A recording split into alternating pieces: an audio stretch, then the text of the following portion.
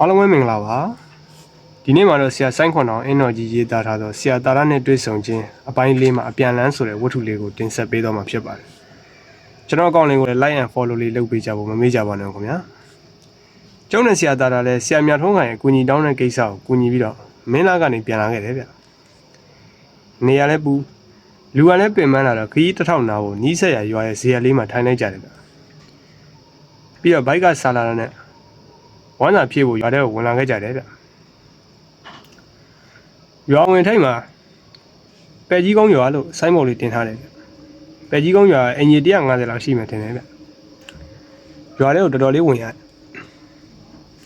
ပဲကင်းနေစပားကင်းနေနဲ့စိမ့်ဆိုနေတာဗျဆရာသားကလမ်းလျှောက်ရင်းနဲ့ငါတော်ကြီးငါတို့တော့ဒီရွာမှာ3ရက်လောက်နေရမယ်နဲ့တူတယ်ကွာရွာဝင်မှာလဲစက်ကြိုးတွေတွေ့ခဲ့တယ်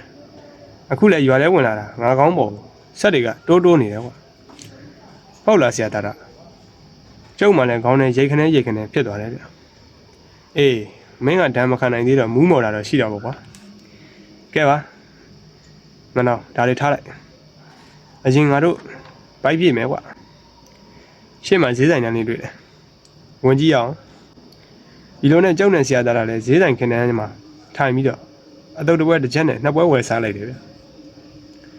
စားလို့တော့ကောင်းတယ်ဗျတော်ဘူးလေးလှိုင်နေဗျဟင်းကားလေးကလည်းအဆက်ဟတ်တဲ့ဗျ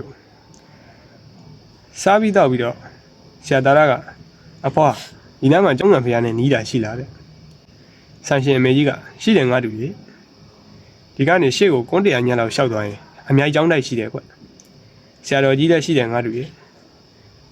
ဟုတ်ကဲ့ပါဘွာကျေးဇူးပါဗျဆရာသားကဆန်ရှင်အမေကြီးကိုမေးမြန်းပြီးတော့နှုတ်ဆက်ပြီးထွက်ခဲ့တယ်ဗျကျုပ်ကလည်းဆရာသားကဘုန်းကြီးကျောင်းကိုဘာသွားလို့မလို့လဲဗျမေးလိုက်တယ်ဟာငါနောင်ရတဲဖို့ပေါ့ကွာဩဟုတ်သားပဲဗျအဲ့လိုဆိုဗျကျုပ်ကလည်းတစ်ခါတလေတိတ်တူတာဗျမတွန်းမိဘူးဗျအဲ့လိုနဲ့ဆရာသားနဲ့ကျုပ်လည်းအမြိုက်ကျောင်းတက်ကိုလမ်းလျှောက်ပြီးတော့သွားလိုက်ကြတယ်ဗျအမြိုက်ကျောင်းတိုက်ကရှေးအောင်ကျောင်းကြီးဗျတက်တန်ကြီးတွေနဲ့စောက်ထားတာဗျဟီးနေတာပဲဗျတော်တော်လေးလည်းလက်ရမြောင်းတယ်ဗျကျောင်းဝင်သွားမှာကျွန်းတကားကြီး2ချက်ကိုဇာမနီရုပ်ကြီးတွေထုပြီးချိတ်ထားတယ်ဗျဆရာတော်ဘုရားကြီးကလည်းအသက်တော်ကြီးနေပြီဗျကျုပ်တို့ရောက်တော့ဆရာတော်ကြီးကပေးစာတစ်ထုပ်ကိုထုတ်ပြီးဖတ်နေတယ်ဗျကွန်းတမြုံနဲ့ဝါနေတာပေါ့ဗျကျုပ်တို့ဝင်လာတော့ဆရာတော်ကြီးကမျက်စိကြုံကြည့်တယ်ဗျမျက်ခုံးမွေးတွေပါလဲဖွေးပြီးတော့ဖြူနေပြီပေါ့ဗျဆရာတော်ကြီးကဟဲ့ဘယ်သူတော့ဆရာသားကအရှင်ဘုရားတပည့်တော်ခရီးသွားတယ်ပါဗျာခဏတာဝင်တဲဖို့ရှောက်ခွင့်ပန်တာပါဗျာလို့ပြောလိုက်တော့ဆရာတော်ကြီးကဒါကနာမည်သားရလားကျုပ်သိပါတယ်ဆရာအောင်သူလာပြောပြီးပြီကွဟာကျုပ်တော်တော်အံ့ဩသွားတယ်ဗျဆရာတော်ကြီးကဆရာသားရနာမည်ကိုသိနေတာဗျပြီးတော့ဆရာအောင်သူဆိုတာကလည်းဘယ်သူလဲဆိုတော့ကျုပ်တော်တော်သိကျင်သွားတယ်ဆရာသားရကခက်ဆက်လေးပြုံးပြီးတော့တင်ပါဗျာဒီရွာရဲ့ကိစ္စကိုလည်းအဘဆရာလာပြောလို့တပည့်တော်သိရတာပါဗျာအေးကွလူတွေကလည်းခတ်တယ်တကားရဲ့လောဘဒေါသမောဟတွေမကုန်နိုင်ကြဘူးကွကျုပ်ကလည်းအသက်ရွယ်လည်းရလာပြီလောကီကိစ္စတွေလည်းဝင်မပါချင်တော့ဘူးမလန်းဖိုလန်းပဲတက်ချင်တော့တယ်တကားကြီးတင်ပါဗျာဒီကိစ္စတပည့်တော်ဖြေရှင်းလိုက်ပါမယ်ဗျာအေးတာရုပါကွကဲတကားတို့လည်းခကြီးပန်းလာတာနားလိုက်ကြအောင်ကွဟဲ့ကပ္ပိယမြာကြီးကိုခေါ်လိုက်စမ်းကွဆရာတော်ကအဲ့လိုမိန်တော့ဦးစင်းတစ်ပါးကကျောင်းအောက်ဆင်းသွားတယ်ဗျပြီးတော့အသက်80အရွယ်လူကြီးတယောက်ကျောင်းပေါ်တက်လာတယ်လူပုံနဲ့ခါကိုင်းနေဗျဒါပေမဲ့ထူးဆန်းတယ်ဗျသူ့ပုံစံကဖြက်လက်ပဲဗျမျက်လုံးတွေကလည်းနေကင်းကြောင်ကြီးတောင်အယောင်ကိုလက်နေတာဗျသူကလူကလေးတို့လာဆိုပြီးခေါ်သွားတယ်ဗျအဲ့မှာပိုထူးဆန်းတာမျိုးလူကြီးတန်တိတ်မပေါက်ဘူးဗျအတန်ဩသာကြီးပြီးတော့အသက်40ရွယ်အတန်လောက်ပဲထင်ရတယ်ဆရာသားကဟုတ်ကဲ့အဘာလို့သွားလေးပေါ်အောင်ပြုံးပြီးတော့လိုက်သွားတယ်ဗျကျုပ်လည်းကတ်လိုက်ရတော့ဗျကျုပ်တို့လည်းပင်မနေတာနဲ့ဖျားဝှက်ပြုတ်ဗတိစိတ်အဲ့လုတ်တွေလုတ်ပြီးအိတ်လိုက်တယ်ဗျဆရာသားကတော့တော်တော်လေးပြောင်းလဲနေတယ်ဗျအရင်လိုနားနေမနေဘူးဗျအင်းစမတွေကိုစီရင်နေတာဗျမန်နွယ်တွေကိုလည်းတေချာရွတ်ဖက်တစ္ဆာဆိုနေတာဗျကျောင်းမှာ2ရက်လောက်တဲပြီးတော့နောက်နေ့ကျောင်းနောက်ကဖျားကိုရောက်ခဲ့တယ်ဗျဆရာသားကတနင်္ဂနွေတောင်းကဂလုံးယုံနားမှာရာဇမက်ရက်ခိုင်းပြီးပွဲနဲ့ကနားနဲ့ထိုင်နေတာဗျ ညဘက်ကျတော့ဆရာသားကကဲအချိန်ကြပြီဘိုးအောင်ချိန်ခမရဟန်ဆောင်နေတာတွေခွာချပြီးကျုပ်စီကိုလာခဲ့လိုက်တော့အဲ့လိုပြောပြီးအင်းတစ်ချက်ကိုမီးရှို့ချလိုက်တယ်ဗျ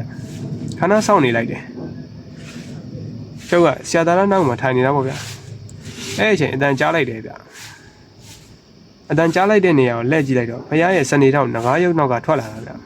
ဟာကပ်ပိယကြီးပါလားဘယ်ဆိုးလို့တော့ကိုဆရာသမားကျုပ်ဘယ်သူလဲဆိုတာတော့သိနေပါဘောလားဟေးဆရာသားကလည်းနှခမ်းမွေးတွန့်ုံပြုံးပြီးတော့သိတာပေါ့ဗျာရောပြန်ဆရာအောင်ချိန်ပဲသိတာပေါ့လို့ပြောလိုက်တယ်ဗျကဲပါ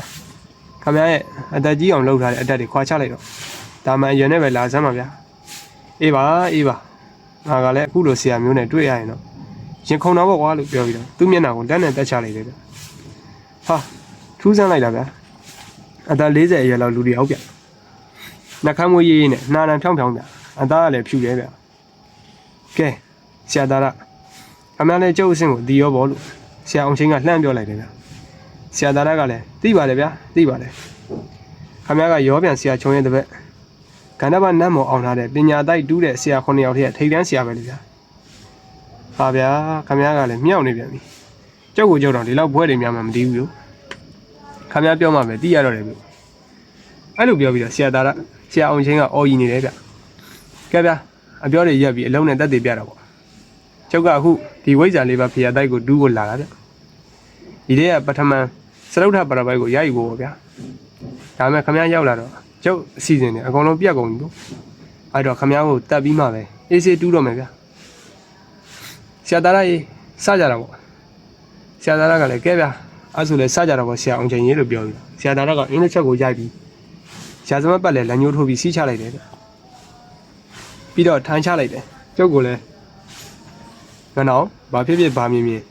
ဒီရာဇမကွက်တွေကမထွက်နိုင်ကွာကြားလားမင်းထွက်ရင်မင်းရောငါပါသေလိုက်မယ်လို့ပြောပြီးတော့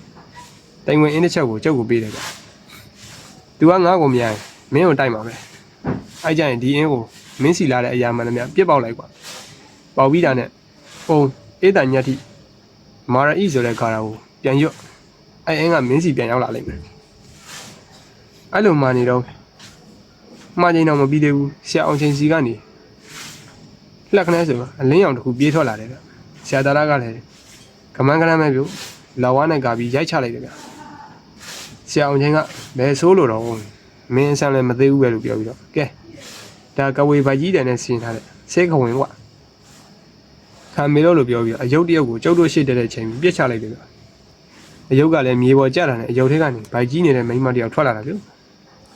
ပြီးတော့ဗစက်ဖျက်ပြီးတော့စိမ့်စိမ့်အလုံးတစ်လုံးပြစ်လွတ်လိုက်တယ်ဆရာသားကလည်းသူ့အိတ်ထဲကငွေပြားနဲ့အင်းတစ်ချက်ထုတ်ထိုင်ပြီးတော့ဒါကဝေဆက်ဖြတ်အင်းရော့နင်ယူလိုက်ကဝေမလို့ပြောကြီးပြစ်လိုက်တာကဝေမစီကိုဆက်နေထိပြီးတော့အုံငနဲ့ပေါက်တော့သွားတယ်မိကိုလုံးကြီးပြီးသွားပြီးတော့ကဝေမကိုကြည့်လိုက်တော့ပလက်ကြီးလန်ပြီးတော့ဝမ်းကောင်းတန်ကြီးနဲ့អော်လိုက်တယ်ပြီးတော့ပျောက်သွားတယ်ဆရာအောင်ချိန်ကလည်းမိမမဲသိန်းချင်းထားပါအောင်ဆိုပြီးတော့ငိုပြီးတော့အယုတ်ကိုပြေးကောက်တာဆိုပြီးတော့ဆရာအောင်ချိန်ဘက်ကိုလှည့်ကြည့်ပြီးမင်းတာရမင်းငါမိမကိုတတ်လိုက်တာငါမင်းကိုတတ်မယ်ဆိုပြီးသူ့စီမှာရှိတဲ့မြဘလူးရုပ်မွေရုပ်ကျွဲရုပ်အကုန်ထုတ်ပြီးတိုက်တော့တာဗျမျက်လုံးပါးစပ်နားတွေလက်တွေကနေလည်းအယောင်တွေတက်လက်နဲ့ထွက်လာတယ်ဆရာတာရတက်တဲ့ကိုလွတ်တော့တာဗျဆရာတာရကလည်းအောင်ချိန်မင်းနောက်ဆုံးတော့ပညာအကုန်သုံးပြီပေါ့ကဲရော့ဒါကလည်းမင်းပညာမင်းပြန်ခံမေတော့ဆိုပြီးတော့အလူတော်မှတရဏဂုံအင်းမြန်ကိုလွတ်လိုက်တယ်အင်းကအယောင်တွေထွက်ပြီးတော့ဆရာအောင်ရှင်ရဲ့ပညာဆက်တွေအတိုက်ဆက်တွေတိုးဝင်သွားတယ်ဗျဟောပြန်လှည့်သွားပြီကျွဲတွေရောဘလူးတွေရောမွေတွေရောပြန်လှည့်ပြီးတော့ဆရာအောင်ချိန်ကိုပတ်ပြီးကြိုက်တယ်ဗျဘလူးကလည်းလေကုတ်ကိုကြိုက်တာတယ်ကျွဲကလည်းဆရာအောင်ချိန်ကိုခွာရက်ပြီးဒါပြေးခွေချလိုက်တယ်ဗျသူပညာဆက်တွေကလည်းဆရာအောင်ချိန်ကိုလည်းပြန်ဝင်သွားတယ်ဗျဆရာအောင်ချိန်ကအားကနေတစ်ချက်អော်ပြီးပါဇက်ထဲကနေသွေးတွေပွားခနဲကျလာပြီးလဲကျသွားတယ်ဗျဆရာသားကိုလည်းစားတော့မလို့ဝါတော့မလို့မျက်လုံးစိမ့်ကြီးနဲ့ကြည့်ပြီးသေသွားတယ်ဗျဆရာသားကလည်းကဲငနောင်ရာဇမထဲကထွက်တော့ဟဲ့ငနောင်ကြားဆရာဟုတ်ထွက်မယ်ဗျကျုပ်ကကြက်သေးနေတာဗျကြောက်ပြီးတော့လှုပ်တော့မလှုပ်နိုင်ဘူးပေါ့ဗျ မျက်ဝါးထွန်းထွန်းတွေ့လိုက်ရတော့ကြောင်သွားတယ်ဗျကဲတပူတော့ပြီးသွားပြီပေါ့ငနောင်ရလို့ပြောပြီးတော့ကျောင်းနဲ့ဆရာသားကကျောင်းစီကိုပြန်လာခဲ့တယ်ဗျကျောင်းပေါ်ရောက်တော့ဆရာတော်ကြီးကပြုံးပြီးတော့ကျေးဇူးတင်ပါတယ်တကားသားရရေလို့ပြောပြီးဆရာသားရကိုဆေးလေးနဲ့ပေးတယ်ဗျဆရာသားရနဲ့ကျုံနေတယ်နောက်နေတော့ဆရာအောင်ချင်းအလောင်းကိုတကြိုလာကြည့်ပြီးပြန်ခဲ့တာပေါ့ဗျာဒီနေ့မှာတော့ဆရာဆိုင်ခွန်တော်အင်းတော်ကြီးရေးသားထားဆိုဆရာသားရနဲ့တွေ့ဆုံခြင်းအပိုင်းလေးမှာအပြန်လမ်းမှာဆိုတဲ့ဝတ္ထုလေးကိုတင်ဆက်ပေးခဲ့တာဖြစ်ပါတယ်နောက်နေ့တွေမှာလည်းဆရာသားရနဲ့တွေ့ဆုံခြင်းအပိုင်းကလောကီမင်းဉဏ်ချင်းဆိုတဲ့အပိုင်းလေးကိုတင်ဆက်ပေးတော့မှာဖြစ်လို့ဆက်လက်နားထောင်မိကြဖို့တောင်းဆိုချင်ပါတယ်ခင်ဗျာအားလုံးပဲအိမ်မက်လက်လက်အမှတ်ကြပါစေခင်ဗျာ